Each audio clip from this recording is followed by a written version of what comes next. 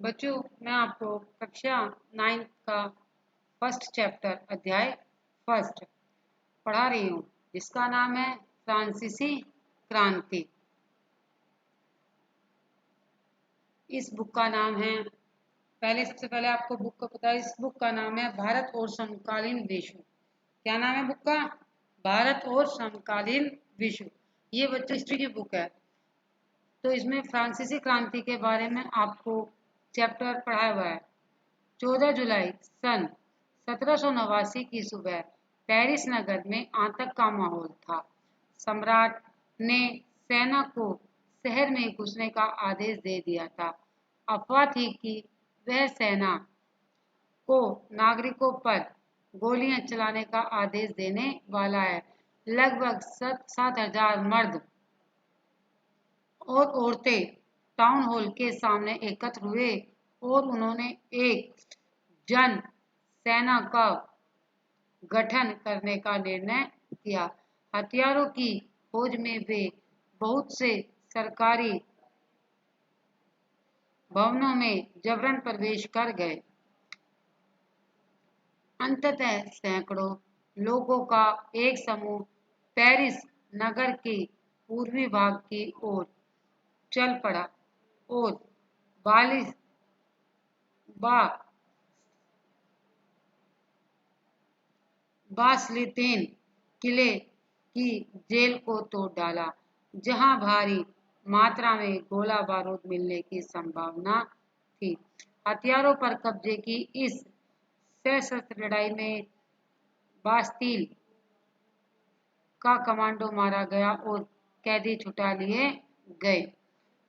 यद्यपि उनकी संख्या केवल 7 थी, सम्राट की निरंकुश शक्तियों का प्रतीक होने के कारण बास्तील किला लोगों की घृणा का केंद्र था। इसलिए किले को ढा दिया गया और उसके अवशेष बाजार में उन लोगों को बेच दिए गए जो जो इस ध्वस्त और बतौर समृद्धि चिन्ह को सजोना चाहते थे। बच्चों, फ्रांसीसी क्रांति की घटना कब की है? यह घटना 14 जुलाई सन 1789 यानी कि 89 की है। इस समय जो है पेरिस में आतंक का माहौल था। इस घटना के बाद कई दिनों तक पेरिस तथा देश के देहाती क्षेत्रों में कई और संघर्ष हुए। अधिकांश जनता पाव रोटी की महंगी कीमतों का अवशेष कर रही थी। बाद में इस दौर का सिंहावलोकन करते हुए इतिहासकारों ने इसे एक लंबे लंबे घटनाक्रम की ऐसी शुरुआती कड़ियों के रूप में देखा, जिसकी परिणति फ्रांस के सम्राट को फांसी दिए जाने में हुई। हालांकि उस समय अधिकांश लोगों को ऐसे नतीजे की उम्मीद नहीं थी। ऐसा क्यों और कैसे हुआ? बच्चों कह रहे हैं कि इस क्रांति से जो नतीजा निकला, उसका नतीजा की लोगों को उम्मीद हुई नहीं थी। बच्चों, आपके पास शायद बुक भी नहीं होंगी, तो आप इस पीडीएफ के जरिए बुक भी आपको भेजी जा रही है, यानी कि बुक के चैप्टर की पीडीएफ भी भेजी जा रही है। उसके जरिए आप जो है क्या है, इस बुक को पढ़ सकते हो। बच्चों, आपको एक पिक्चर दी हुई है। इस पिक्चर में चित्र नंबर 1 है। इसमें बालिस्तीन का ध्वस्त, यानी कि क्या है कि बालिस्तीन ध्वस्त के बाद चित्रकारों ने इस घटना को याद में कई चित्र बनाए हैं, यानी कि वहां पर जो क्रांतिकारियों द्वारा ध्वस्त किए गए हैं, उसके चित्र का वर्णन चित्र के माध्यम से उसको दिखाया गया है। फिर है आपका 18वीं सदी के उत्तरार्ध में फ्रांसीसी समाज। तो इसमें दिखाया गया कि 18वीं सदी में फ्रांसीसी समाज हमारा कैसा था। यह सन 1774 में यह सन 1774 में बूबो राजवंश की लुई 16वां, जो क्या लिखा हुआ है, ये 10 है, रोमन अंक में लिखा हुआ है 10 और 6, यानी कि लुई 16वां फ्रांस की राजगद्दी पर आसीन हुआ। हमारी बच्चों फ्रांसीसी क्रांति कब हुई थी? फ्रांसीसी क्रांति हुई थी 1789 में। और लुई 16वां फ्रांसीसी की गद्दी पर कब बैठा था? 1774 में। ये उस समय की घटना है। तो उससे पहले की कि फ्रांस उस समय फ्रांस का समाज कैसा था? उस समय उस समय उसकी उम्र केवल 20 साल थी। उस समय बच्चों लुई 16वां की उम्र कितनी थी? 20 साल।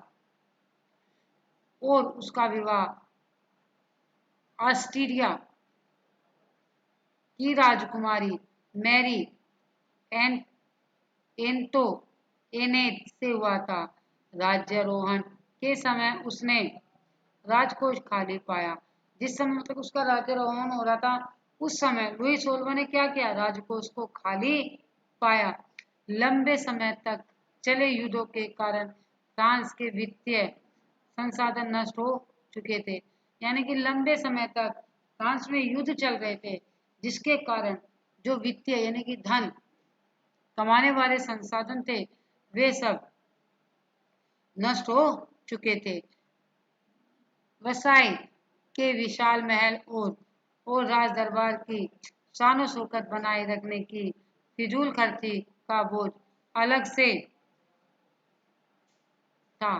लुई 16वां के शासनकाल में फ्रांस ने अमेरिका के 13 उपनिवेशों को साझा शत्रु ब्रिटेन से आजाद कराने की सहायता दी थी।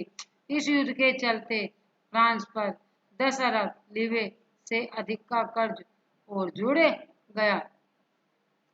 बच्चों जिस समय लुई 16वां के शासनकाल में फ्रांस ने अमेरिका से 13 उपनिवेशों का साझा करके जो उनका शत्रु था, कौन शत्रु था? ब्रिटेन। ब्रिटेन से आजाद करने में सहायता कराई थी। और उस सहायता से युद्ध यानी कि जो युद्ध चला हुआ था, उसमें क्या हुआ कि फ्रांस पर और अधिक कर्ज हो गया। और वो कर्ज कितना था? 10 अरब लीरे से भी अधिक का कर्ज जुड़ गया।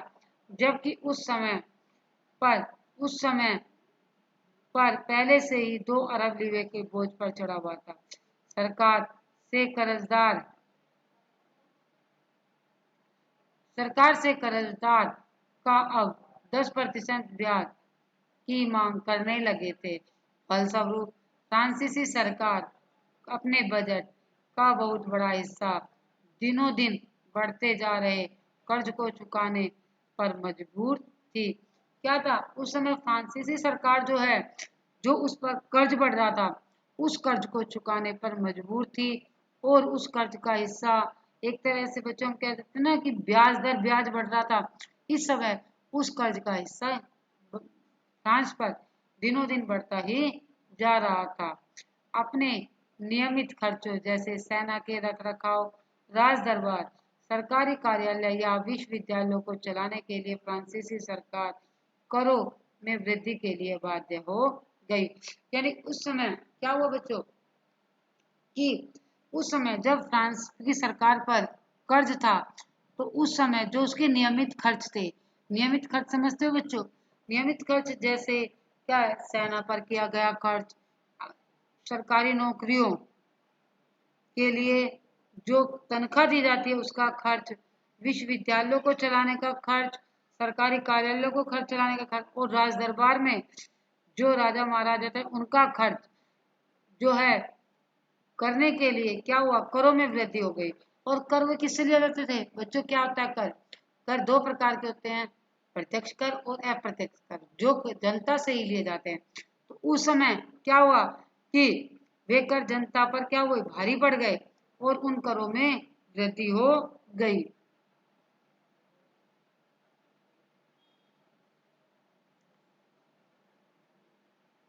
फ्रांसीसी सरकार करों में वृद्धि हो गई। यह कदम भी नाकाफी था। 18वीं सदी में फ्रांसीसी समाज 3 एटेस्ट में बटा हुआ था और केवल तीसरे एटेस्ट के लोग जनसाधारण ही कर अदा करते थे। वर्गों में विभाजित फ्रांसीसी समाज मध्यकालीन सामंती व्यवस्था का अंग था। प्राचीन राजतंत्र पद का प्रयोग सामान्यतः सन 1789 के पहले फ्रांसीसी समाज की स्थापना के लिए होता था। चित्र नंबर 2 फ्रांसीसी समाज की वर्ग व्यवस्था को दर्शाता है। बच्चों अब हम चित्र नंबर 2 पे पहुंच रहे हैं। इसे देखो ऐसे, क्या समाज को प्रथम एस्टेस्ट, प्रथम एस्टेस्ट में मतलब क्या है कि वर्ग एक तरह से, जैसे क्या होता है अमीरी वर्ग होता है, गरीबी वर्ग होता है, इस प्रकार जो है वर्ग बटे हुए थे। प्रथम वर्ग के लोगों में यानी कि प्रथम अमीर लोगों में कौन आते थे? पादरी वर्ग। द्वितीय टेस्ट में आते थे कुलीन वर्ग, और तृतीय टेस्ट में बड़े व्यवसायी, व्यापारी, अदालती, कर्मचारी, वकील आदि, जिन्हें गवर्नमेंट द्वारा एक तरह से तनख्वाह मिलती थी। और फिर किसान और कारीगर। फिर उससे नीचे क्या था? छोटे किसान, भूमिहीन, जिनके पास कोई भूमि का कोई टुकड़ा नहीं था। और क्या आते थे? मजदूर और नौकर। नौकर यानी कि जो दूसरे के यहाँ नौकरी करते थे। ध्यान दें कि इसमें तृतीय में कुछ लोग अमीर हैं तो कुछ गरीब भी है। इन्होंने क्या कहा है कि जो तृतीय एस्टेट है उसमें कुछ लोग वाकई में अमीर है और कुछ गरीब है। कुछ लोग अमीर हैं और कुछ गरीब हैं। फिर आपका बैठा है, अब मैंने कहा फ्रांसीसी समाज की वर्ण व्यवस्था को दर्शाता है। पूरी आबादी में लगभग 90% किसान थे। यानी कि जितनी भी फ्रांस की आबादी थी उसमें कितने परसेंट बच्चों किसान थे? उसमें थे 90%, यानी कि 90% लोग किसान थे। लेकिन जमीन के मालिक किसानों की संख्या बहुत कम थी। लगभग 60% जमीन पर कुलीनों, चर्च और तीसरे इंटरेस्ट के अमीरों का अधिकार था। बच्चों जब 90% किसान थे और क्या है कि जो जमीन के मालिक थे उनकी संख्या बहुत कम थी। क्यों थी कम? क्योंकि जो फ्रांस की 60% जमीन पर किस किस का कब्जा था? कुलीन वर्गों का, चर्च बने हुए थे और तीसरे एस्टेट्स के अमीरों का अधिकार था। तीसरे एस्टेट में अमीर कौन कौन से आते हैं? जैसे बड़े बड़े व्यवसायी जो जमीन खरीद लेते थे, व्यापारी थे बहुत बड़े बड़े जिनका व्यापार बहुत अच्छी तरीके से चलता था, कुछ वकील थे, कुछ सरकारी कर्मचारी थे और कुछ अदालतों में करने वाले जज भी थे। तो उनका अधिकार जमीन पर अधिक था। प्रथम दो स्टैंड कुलीन वर्ग एवं पादरी वर्ग के लोगों को कुछ विशेष अधिकार जन्मानंद प्राप्त थे। इनमें से सबसे महत्वपूर्ण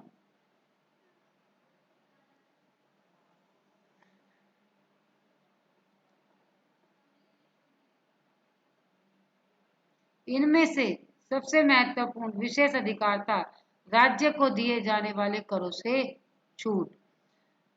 फिर था क्या कि कुलीन वर्ग को कुछ अन्य समान तो विशेष अधिकार भी हासिल थे। वह किसानों से समान तो कर वसूल करता था और किसान अपने स्वामी की सेवा, स्वामी के घर एवं खेतों में काम करता था। अन्य सेवाएं देना अथवा सड़कों के निर्माण में सहयोग आदि करने के लिए भी बाध्य थे। चर्च भी किसानों से करों में एक हिस्सा ताइद यानी कि धार्मिक कर के रूप में वसूलता था। क्या था कि चर्च भी, जो चर्च के पादरी थे वो भी किसानों से एक हिस्सा लेते थे जो एक धार्मिक कर कहलाता था और उसे हम क्या कहते हैं? ताइड, ताइद। ऊपर से तीसरे इतने में तमाम लोगों को सरकार को तो कर चुकाना ही होता था। इन करों में ताइल, प्रत्यक्ष कर और अनेक अप्रत्यक्ष कर शामिल थे। अप्रत्यक्ष कर नमक और तंबाकू जैसी रोजाना उपयोग की वस्तुओं पर लगाया जाता था। इस प्रकार राज्य के वित्तीय कामकाज का सारा बोझ करों के माध्यम से जनता वहन करती थी। अब बच्चों इसमें कुछ नए शब्द आए हैं। नए शब्द कौन कौन से? लीवे। लीवे किसे कहते हैं बच्चों? फ्रांस की मुद्रा, जिसे सन 1794 में समाप्त कर दिया गया था। फिर है एटेस्ट। एस्टेट क्रांतिपूर्व फ्रांसीसी समाज में सत्ता और सामाजिक हैसियत की अभिव्यक्ता करने वाली श्रेणी। यानी एक तरह से जैसे हमारे यहाँ वर्ग होते हैं बच्चों, इस तरह वहाँ एक श्रेणी बटी हुई थी, उस श्रेणी को कहते थे। फिर होता है पादरी वर्ग, चर्च में विशेष कार्यों को करने वाले व्यक्तियों का समूह। जैसे बच्चों वहां पर चर्च थे, हमारे यहाँ मंदिर होते हैं, मस्जिद होते हैं। जैसे मंदिर में पुजारी होता है, मस्जिद में जो मौलवी होते हैं, वो ऐसे ही वहां पर जो पादरी होते हैं, जो चर्च का विशेष काम करते हैं। फिर एक टाइड, टाइड चर्च द्वारा वसूले किए जाने वाला कर। यह कर कृषि उपज के 10वें हिस्से के बराबर होता है। बच्चों ये उसी प्रकार का कर था कि ये जब मतलब उन्हें कर के रूप में देना पड़ता था। जैसे हम लोग मंदिर में दान करते हैं, मस्जिद में दान करते हैं, ये लोग उसी को एक कर के रूप में जो है कहाँ करते थे? चर्च में देते थे। एक टाइल सीधे राज्य को अदा किए जाने वाला कर। एक टाइल कर था जो सीधे राज्य को अदा किया जाता था। अब यहाँ पर आपको एक पिक्चर दिखाई गई है जिसमें बेचारा गरीब अनाज, फल, पैसा, सलाद सब कुछ लाता है। मोटू जमींदार सब कुछ स्वीकार करने को तैयार बैठा है, पर वह उसकी एक नजर देखता तक नहीं। इस पिक्चर में देखा है, देखो ये बेचारा गरीब आदमी है और ये अपने हाथ में कुछ मुद्राएं लेकर आया है और ये जमींदार है, इसे यानी कि इसे जो है लेने के लिए तैयार बैठा हुआ है। अच्छा अब फिर क्या दिया है? बताएं कि चित्र में कुलीन व्यक्ति के मटके और किसान की मक्खी के रूप में क्यों चित्रित किया गया है?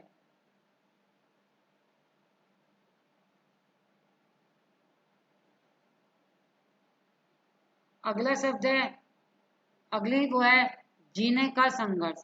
क्या था बच्चों? फ्रांस में जब जनसंख्या भी उस समय ज्यादा थी कि फ्रांस की संख्या सन 1775 में 2.3 करोड़ थी, जो सन 1800 में बढ़कर 2.8 करोड़ हो गई थी। परिणाम स्वरूप अनाज उत्पादन की तुलना में उनकी मांग काफी तेजी से बढ़ी। क्योंकि बच्चों क्या होता है कि जब जनसंख्या ज्यादा होगी तो खाने वाले अधिक होंगे, और खाने वाले जब अधिक होंगे तो अनाज उत्पादन में भी तेजी से वृद्धि होगी।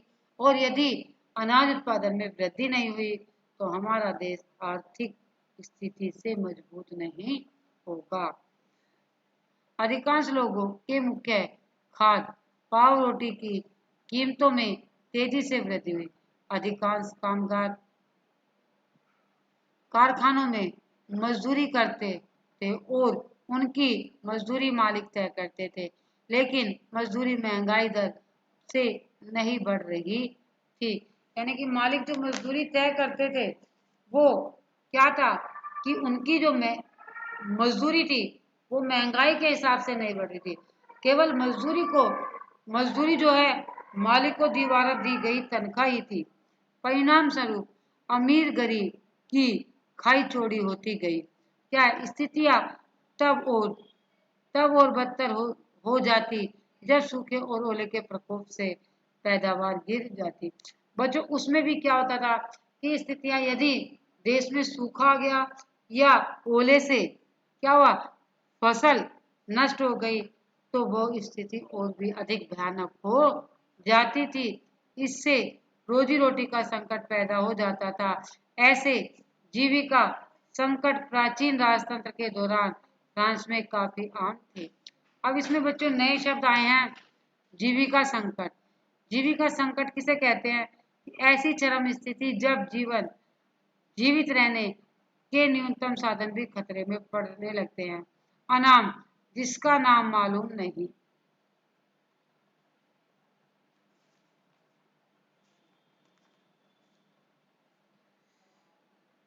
अब बच्चों जीविका संकट कैसे उत्पन्न होता है, इसमें आपको एक पिक्चर दी हुई है, जीविका का संकट कैसे उत्पन्न होता है।